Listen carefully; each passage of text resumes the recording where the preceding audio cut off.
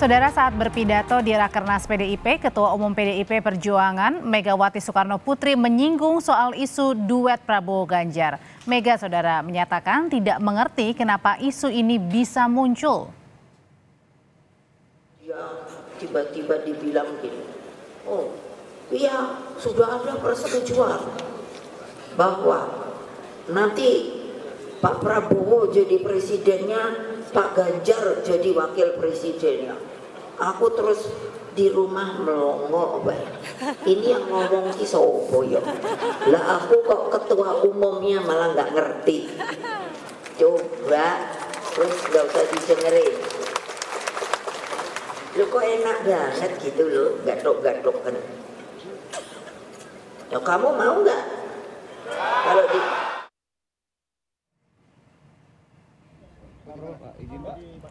Bakal Capres sekaligus Ketua Umum Partai Gerindra Prabowo Subianto enggan menanggapi peluang berduet dengan Ganjar Pranowo. Hal ini diungkap Prabowo usai menghadiri peringatan Hari Kesaktian Pancasila di kawasan Lubang Buaya Cipayung, Jakarta Timur. Menurut Prabowo, Ganjar bagus, namun yang lebih penting Indonesia semakin maju.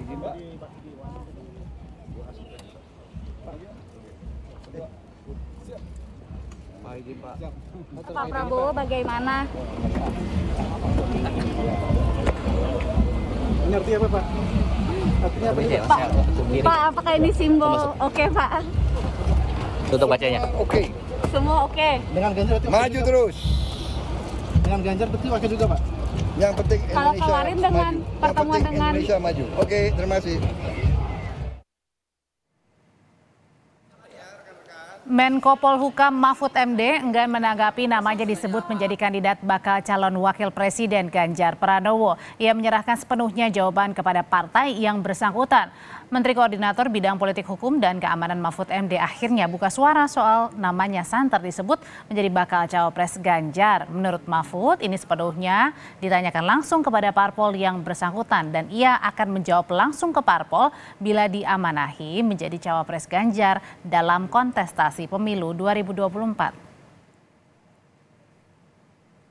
Digadang jadi cawapres Pak Ganjar seperti apa tanggapannya? Kalau itu biar parpol yang menjawab ya, jangan ke saya. Saya kan tidak pernah bicara itu, tidak boleh. Tapi siap, Prof. Apa? Kalau misalnya diamanahi siap. Nanti saya jawab kepada parpol. Berarti ada 3 Sekjen PDI Perjuangan menegaskan nama cawapres Ganjar akan diumumkan Megawati Soekarno Putri dengan memilih momentum yang tepat. Apakah ini artinya di kantong Megawati sudah ada 3 nama atau mungkin sudah ada mengerucut jadi 1 nama? Kita bahas sore ini bersama dengan Ketua DPP PDI Perjuangan Eriko Sutarduga dan juga Direktur Eksekutif Carta Politika Yunarto Wijaya yang sudah bergabung secara daring masing-masing. Sore semuanya, bapak-bapak sehat ya? Selamat sore, Bang Eriko. Assalamualaikum, Mas Toto. Waalaikumsalam, Bang Eriko. Oke, ini momentum rakernas yang paling kita tunggu-tunggu sebenarnya pengumuman cawapres nih. Jadi intinya, Bang Eriko, sudah mengerucut jadi 1 nama atau masih beberapa nama sih? Ya, kalau disebut Audrey mengerucut ini tergantung persepsinya kan begitu. Yang tahu mengerucut tidaknya cuma hanya Ibu Mega, jujur-jujur saja. Kalau kita ini kan lebih tepat sebenarnya sama Mas Toto, sama Mbak Audrey maupun kita semua yang menyaksikan namanya menduga-duga kan begitu, memprediksi. Seperti itu sebenarnya bahasa lebih tepatnya. Ya, memang di suasana di Rakernas kami memang banyak pembicaraan ya secara informal bahwa siapa ini calon wakil presidennya. Dan kemarin kalau kita melihat juga pada waktu pembukaan yang terlihat bahwa yang hot isunya bakal calon wakil presiden itu yang hadir memang ada 2, yaitu Pak Mahfud MD dan Mas Sandiaga Uno. Okay. Saya juga belum tahu kemana Mas Andika maupun juga yang lain-lain, karena setahu saya kan pasti diundang kan, karena memang ini adalah mengundang sahabat-sahabat yang memang dekat dengan PDI Perjuangan. Nah, tetapi kalau dikatakan mengkerucut ke 1 nama, Mbak Audrey, saya sendiri belum tahu dalam hal itu yang pasti. Karena kan Bang Eriko duduknya paling dekat nih, salah satu yang paling dekat duduknya dengan Bu Mega nih di Rakernas. Jadi berarti tahu dong kasak-kusuknya ya? Iya, kalau dekat begitu terus masa nanyanya, Bu, udah jadi satu apa belum Bu? Kan enggak seperti itu. Ini kan Oke. suasana rakernas kan, dan ya enggak elok lah masa ditanyain Bu tinggal satu topo supaya ini bisa dikasih tahu sama Pak Audrey dan semua penonton Kompas TV dimanapun Anda berada, ya tidak seperti itu. Tetapi kan ya apa ya, kalau seperti kami kan melihat nuansanya itu ya memang Ibu sebenarnya tinggal hanya mengumumkan saja ini bersama para ketua umum. Ya tentunya kan dibicarakan dengan para ketua umum partai, begitu juga dengan Presiden Joko Widodo maupun Mas Ganjar. Momentumnya kapan? Saya harus jujur menyampaikan. Saya pun belum masih tahu. nunggu Tapi momentum ya untuk pengumuman. Gambarannya kelihatannya tidak terlalu lama lagi nih. Tidak terlalu lama. Oke, kalau gitu sekarang saya ke Mas Toto. Mas Toto, kalau kemarin yang muncul kan sudah ada dia. Ada Pak Mahfud, Menko Polhukam, ada juga Mas Sandi, Menparekraf yang juga merupakan kader P3. Apakah ini kemudian nama-nama yang kandidat terkuat nih? Atau mungkin justru ada nama lain di luar yang tidak datang itu?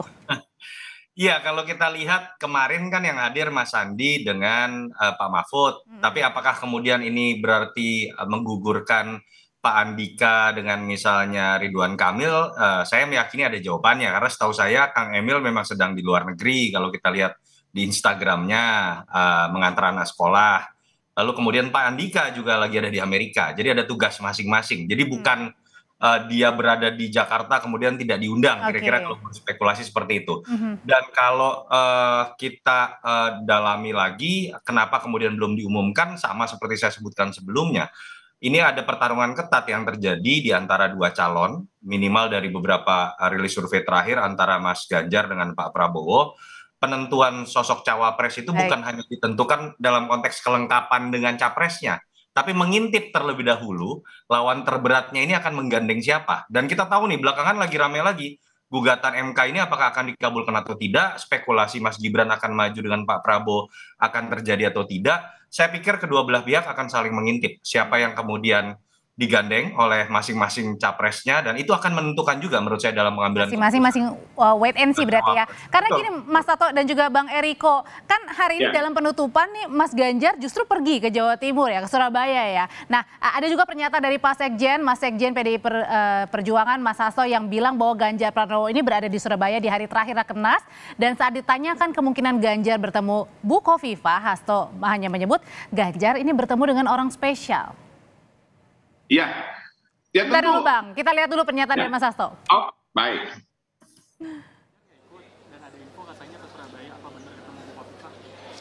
Ya tadi malam ke Surabaya. Ya, tentang bertemu siapa, bertemu rakyat, dan bertemu dengan orang-orang yang khusus dan spesial. Ya. Betul, tadi malam Pak Ganjar ke Surabaya, bahkan sempat menikmati bebek goreng Surabaya yang enak sekali. Berarti sudah ada satu nama ya Pak? Ya. Tuh ada dua klunya, ke Jawa Timur, orang spesial. Jadi itu siapa, Bang Eriko? Khususnya ini. Ya tentu yang tahu kan Pak Sekjen saja kan tadi tersenyum. Yang tahu ini kan tinggal Mas Ganjar dan yang Maha Kuasa ya. Kita tunggu saja nanti dengan siapa nanti bertemu. Tetapi ini menarik bahwa bisa saja ada sesuatu yang tak terduga, yang kalau kita sebut Mr. X atau Mrs. X kan begitu. Nah ini lebih menarik lagi untuk waktu-waktu ke depan. Karena kan sampai disebut spesial loh Bang, berarti kan nggak main-main. Ya betul. Loh, tentu menemui di Jawa Timur. Sekarang begini, kalau katakan Mas Ganjar ketemu dengan namanya Mas Toto, itu kan spesial khusus dengan Mas Toto gitu. Tapi masalahnya di Rakernas loh, di penutupan Mas Ganjarnya nggak ada. Ya kan wajar saja, karena memang kan dalam penutupan ini kan memang sebenarnya beliau kan sudah memahami apa yang ini kan tadi malam juga sudah kita ini kan mengenai apa katakan kesimpulan maupun rekomendasi dari Rakernas, sangat wajar ya. Berarti dalam hal ini kan pertemuannya spesial, kita tunggulah Mbak Audrey, karena kalau kita sampaikan pun di sini kan jadi tidak menarik nanti ya Mas Toto ya, supaya kita tetap diundang sama Kompas TV ini untuk bahas karena kita nggak sabar sebenarnya Bang. Kalau gitu sekarang saya kembali lagi ke Mas Toto. Mas Toto, siapa sih kira-kira sosok yang diungkap oleh Mas Hasto ini spesial khusus Jawa Timur, bebek Surabaya? Menurut saya belakangan ini memang ada asumsi yang terlalu mengkerucut hanya kepada sosok-sosok di Jawa Timur.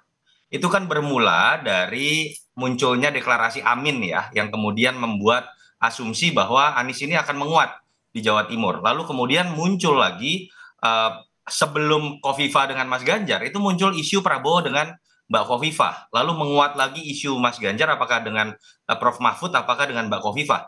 Harus diingat loh, sebetulnya kebutuhan terkait dengan misalnya kelengkapan elektoral Mas Ganjar itu bukan hanya menguatkan Jawa Timur, bisa juga menggunakan kacamata lain. Orang melihat misalnya, oh jangan-jangan Jawa Barat yang harus dikuatkan, karena sebetulnya Mas Ganjar tanpa kehadiran sosok yang berasal dari Jawa Timur tidak lemah-lemah amat, bahkan cukup kuat. Survei indikator terbaru tadi dirilis mengatakan Mas Ganjar masih di peringkat 1.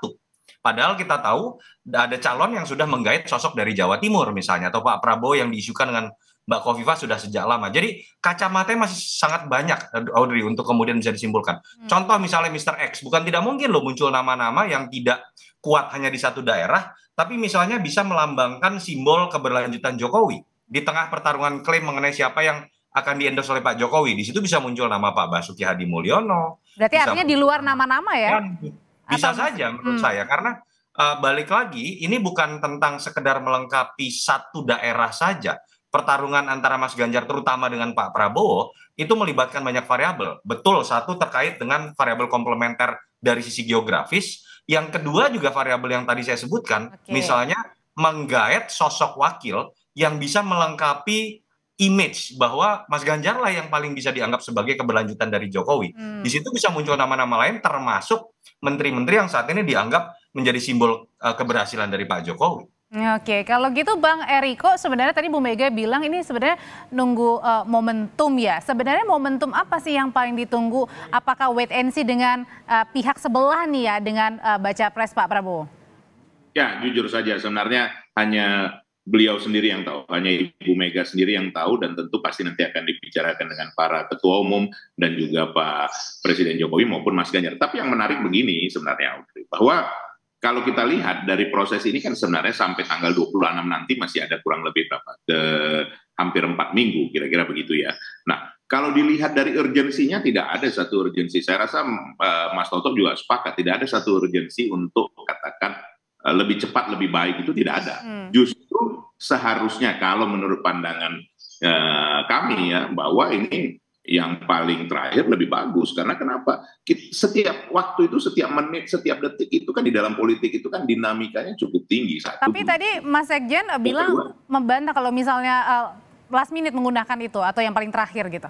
Loh, justru itu, ini kan analisa kita sebagai kalau melihat ini. Yang kedua sebenarnya kan apa yang nanti akan dipilih oleh rakyat sebenarnya, Audrey, kan itu yang paling utama. Mana yang menambah elektabilitas. Yang ketiga, saling melengkapi dengan kemampuan dengan Mas Ganjar tadi yang disampaikan Mas Toto itu tepat sekali, bahwa bisa saja kan sekarang kita mau memperkuat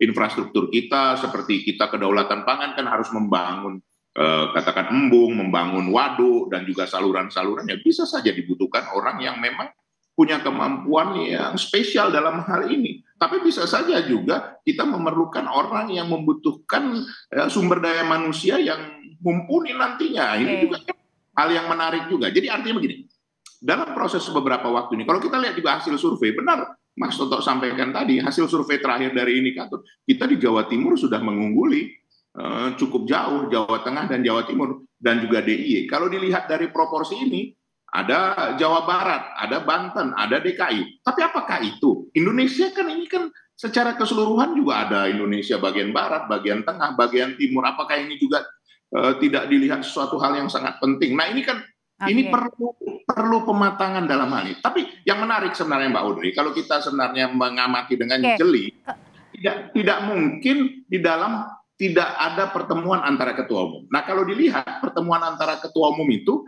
setiap hari Rabu, itu loh Mbak Audrey. Dan hari ini Ibu Mega berangkat ke Malaysia untuk besok menerima yang namanya Dr. Honoris Causa yang ke-10 dari universitas di Malaysia. Nah, ini kan menunjukkan juga bahwa waktunya belum sampai ke sana kalau dilihat seperti itu. Itu yang kita amati bersama. Kalau tadi yang menarik salah satu bahasan yang tadi dibahas oleh Bu Mega bukan hanya tadi menunggu momen yang tepat begitu, Bang Eriko, Mas Toto. Tadi juga Bu Mega sebut bahwa tentang isu Prabowo Ganjar ini muncul. Saya nggak ngerti maksudnya. Nah, berarti ini menepis akhirnya bahwa tidak mungkin ada Prabowo Ganjar atau Ganjar Prabowo bersama, Mas Toto. Iya, kalau kita lihat tadi jadi clear ya, minimal buat Ibu Mega bahwa Ganjar capres adalah harga mati. Kalau kita lihat walaupun implisit juga Pak Prabowo tadi juga saya lihat agak males-malesan ya mengomentari ini. Jadi pasti Pak Prabowo terganggu kalau pertanyaannya adalah kombinasi Ganjar Prabowo. Mungkin kalau Prabowo Ganjar beliau masih berpikir ya. Jadi saya selalu mengatakan kombinasi ini terasa menarik sebagai sebuah konsep, tapi formulanya secara teknis itu sulit untuk dianggap untuk bisa ditemukan dan menyenangkan kedua belah pihak bersama-sama. Terkecuali dalam sebulan terakhir ada sebuah goncangan politik yang luar biasa yang menyebabkan keduanya ini ketika disandingkan itu tidak lagi dalam pertarungan ketat, tapi yang satu pasti kalah misalnya. Mungkin di situ akan ada sikap yang lebih realistis buat salah satu pihak untuk kemudian mau bernegosiasi. Tapi dengan logika linear seperti yang kita lihat sekarang, menurut saya sulit. Kedua sosok ini akan tetap bertarung dengan punya wakilnya masing-masing. Tapi kalau untuk duluan pengumuman bacawa presnya, kira-kira masih wait and see, siapa yang duluan, siapa yang belakangan, kira-kira Mas Toto? Tadi kan tadi udah disebutkan ya oleh Bang Eriko, urgensinya nggak ada. Malah yang ada akan membuka, pertama kelemahannya adalah kalau terburu-buru, satu akan membuka kartu as. Siapa yang digandeng, dan itu akan membuat dengan mudah lawannya untuk kemudian mencari sosok yang kemudian bisa menutupi kelemahan dari lawan. Variabel kedua, elemen of surprise. Siapapun yang akan masuk di masa yang lebih lama dalam mengambil keputusan di masa-masa injury time itu akan lebih punya elemen of surprise. Minimal akan lebih sering diundang oleh Kompas untuk ditanya karena misterinya masih ada. Kalau terungkap terlebih dahulu nggak diundang lagi gitu kan. Jadi memang dari sisi elemen of surprise pun akan lebih menarik untuk di masa injury time. Berbeda dengan Mas Anies itu dalam kondisi survive. Sehingga kemudian kemarin harus terburu-buru tanpa peduli dengan sisi elemen of surprise tadi. Oke, nah kalau gitu berarti Bang Eriko kira-kira kalau misalnya menunggu elemen of surprise bisa jadi nggak ada urgensinya kalau misalnya buru-buru itu bisa jadi pada saat pendaftaran atau mungkin hari terakhir pendaftaran itu langsung diumumin? Ya jujur saja banyak yang menduga-duga hal seperti itu, tapi ya kenyataannya pada waktu mengumumkan calon presiden itu lebih cepat dari yang difikirkan oleh banyak pihak. Jadi hal ini sebenarnya hal yang menarik. Cuman clue-nya sebenarnya simpel saja Mbak Audrey. Coba kalau kita lihat hari Rabu adalah pertemuan masing-masing ketua umum kan begitu dengan seluruh ketua umum. Nah ini Rabu besok ini apakah ada pertemuan dengan ketua umum kan kita lihatlah secara bersama. Di situ nanti kan akan ada dinamika yang akan ada bahwa pembahasan lebih lanjut pasti juga dari para ketua umum Perindo, P3 maupun juga dengan Hanura pasti juga akan memberikan katakanlah semacam statement-statement atau clue yang menarik. Hanya kalau kita melihat, saya sepakat dengan Mas Toto, tidak ada urgensinya untuk mengumumkan secepat mungkin, dan ini proses masih apa ya, masih terus berlanjut. Karena sekali lagi, sama seperti waktu 2019, kalau kita mau melihat contoh, bagaimana Kiai Haji Ma'ruf Amin muncul pada saat menit-menit terakhir. Last minute, luar ekspektasi dari banyak pihak. Nah ini sekarang mohon maaf Bang Eriko, sambungan jaringan teleponnya agak putus-putus. Sambil diperbaiki saya ke Mas Toto dulu Bang Eriko, mohon maaf. Bang Eriko kan kemarin Mas Toto, kalau kemarin itu kan Pak Mahfud sudah datang, Mas Andi juga sudah datang, itu kan nama-nama kandidat terkuat ya, bacawa pres mendamping Pak Ganjar, tapi kemudian juga tidak ada artinya nama Mas Erick Thohir itu kemudian juga artinya bisa dibilang udah tertutup dong. Ya, untuk Erick Thohir menurut saya memang kalau dikatakan sudah tertutup belum. Tetapi apakah kemudian peluangnya masih sama besar dibandingkan dulu misalnya sudah berbeda. Nama Mas Ete biar bagaimanapun lebih banyak dibicarakan dan dengan masuknya PAN yang didetaikan dekat dengan Erick Thohir menunjukkan Mas Erick ini lebih mungkin ke wakilnya Pak Prabowo. Walaupun belakangan menarik juga kalau kita lihat nama Mas Erick Thohir ini dari peringkat 1 sekarang jadi peringkat 3. Nomor satunya katanya Mas Gibran menunggu gugatan MK, yang kedua Mbak Khofifah, yang ketiga baru Mas Erick. Ini juga menurut saya ya Audrey menyebabkan kenapa sih mungkin koalisi Mas Ganjar masih menunggu waktu dan mengintip koalisi sebelah. Kita tahu di koalisi Pak Prabowo ini kan ada kecenderungan dari awal partai-partai itu masuk untuk menyodorkan nama ketua umum atau jagoannya menjadi cawapres. Sehingga zero sum game-nya lebih tinggi, terbukti dari keluarnya PKB. Dan sampai sekarang Golkar masih mencantumkan nama Mas Erlangga, tapi namanya jarang disebut misalnya. Jadi bukan tidak mungkin dalam koalisi Pak Prabowo, begitu nama cawapres ditentukan, mungkin saja ada partai yang kecewa. Itu kan opportunity kemudian buat koalisi Mas Ganjar untuk menambah kekuatannya, dan alangkah baiknya kemudian penentuan cawapres ditentukan setelah ada kepastian bahwa partai-partai ini sudah solid untuk kemudian menjadi bagian dari koalisi Mas Ganjar. Oke, jadi masing-masing masih saling ngintip ya, dan ada kemungkinan nggak untuk cawapres masing-masing ini justru ada kandidat yang sama, makanya jadi bingung nih, maksudnya siapa mau kemana gitu, ada kemungkinan itu nggak Mas Toto? Yang saya tahu malah kan kemudian yang mungkin adalah Ganjar dengan Pak Prabowo, tapi Pak Prabowo jadi wakil, atau Pak Prabowo menunggu Ganjar mau jadi wakil, kan dari dulu itu yang kita sebut ya. Tapi tadi kita sudah sepakat sulit. Tapi di luar nama-nama itu saya pikir tidak, sudah mengkerucut kepada nama-nama yang memang sudah lebih dekat dengan koalisi masing-masing. Mungkin ada satu nama yang masih jadi ada di wilayah gray area, itu nama Mbak Khofifah, karena masih disebut nama koalisi Pak Prabowo, tapi juga mulai disebut di koalisinya Mas Ganjar. Kalau kemarin katanya juga Pak Jokowi ini disebut-sebut, ini menyarankan gitu ya, atau meminta atau memberikan saran soal bacawa pres. Nah artinya ini juga ada bisa firm nggak atau kejelasan nggak bahwa Pak Jokowi ini mendukung Mas Ganjar? Mas Toto? Oke. Iya, kalau kita lihat pasti Pak Jokowi tetap akan dilibatkan. Saya bukan ingin mendahului Bang Eriko ya, tapi biar bagaimanapun Pak Jokowi adalah kader PDI Perjuangan, dan PDI Perjuangan jelas menyatakan ingin melanjutkan legasi Pak Jokowi. Jadi pasti dia akan ada dalam keterlibatan pengambilan keputusan ya. Tetapi apakah kemudian hanya menunggu Pak Jokowi? Saya yakin tidak. Mas Ganjar menurut saya juga sekarang dilibatkan dengan sangat mendalam oleh Ibu Mega dan Ketua-Ketua Parpol, menyadari bahwa pertarungan ini ketat, dan kemudian juga tantangan ketika sudah berkuasa ini sangat besar, termasuk kemarin celetukan dari Pak Jokowi. Jadi pasti ini membutuhkan sebuah kesamaan sikap, Mas Ganjar nyaman dengan siapa. Dan kalau dilihat dari sisi itu, saya pikir bisa dibedah lah dari pertemuan-pertemuan Mas Ganjar kemarin. Kalau mau berspekulasi, Mas Ganjar ini udah bertemu dengan siapa aja gitu, Audrey. Oke, berarti penegasan untuk Bang Eriko, berarti artinya dengan Pak Jokowi yang dilibatkan untuk nama bacawa pres mendamping Mas Ganjar, ini berarti semakin mengukuhkan bahwa positioning Pak Jokowi adalah mendukung Mas Ganjar.